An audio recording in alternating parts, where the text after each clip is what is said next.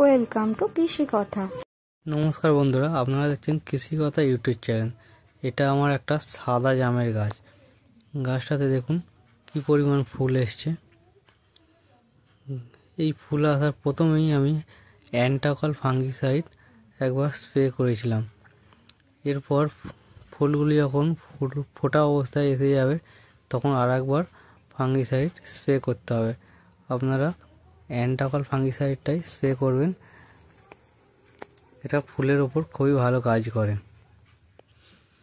অন্য কোনো systemic fungicide spray করলে গাছের ফুলগুলো ঝরে যেতে পারে। এই সময় গাছে কোনো রকম খাবার দেবেন না, শুধু গাছে গোড়াটা ভিজে আছে কি দেখে একটু জল দেবেন। আপনাদের যে কোনো জাম গাছের বা অন্য কোনো গাছের পরিচর্যা সম্বন্ধে কিছু জানতে হলে আমাকে কমেন্টে জানাবেন। নমস্কার বন্ধুরা।